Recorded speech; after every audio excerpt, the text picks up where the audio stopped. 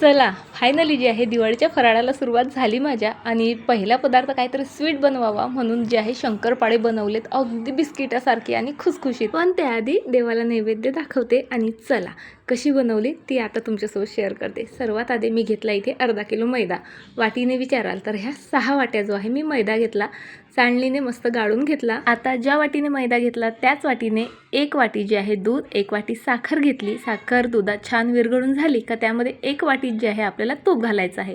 तूप घातल्यावर लगेच गॅस बंद करायचा नाहीतर दूध फाटतं। गरम गरमच हे मिश्रण मैद्यामध्ये ओतायचं, आधी फळीने आणि नंतर हाताने जे आहे मस्त मिक्स करून घ्यायचं। हे प्रमाण अगदी अचूक आहे। पीठ आपलं पातळही राहत नाही, घट्टही होत नाही, अगदी पाहिजे तसं होतं। जास्त मळायचं नाही, रेस्ट द्यायचं नाही। असा घट्टसर गोळा झाला तयार की लगेच लाटायला घ्यायचं।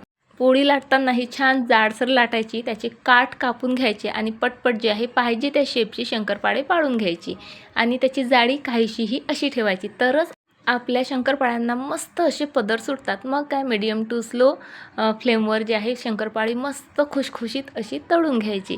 बघा झाली आपली अर्धा किलोची मस्त खुशखुशीत अगदी बिस्किटासारखी भरपूर पदर सुटलेली शंकरपाळी तयार। खूप सोपी पद्धत आहे, प्रमाण अचूक आहे, त्यामुळे नक्की बनवून बघा आणि कशी बनले ते मला कमेंट करून नक्की सांगा। चला बाय।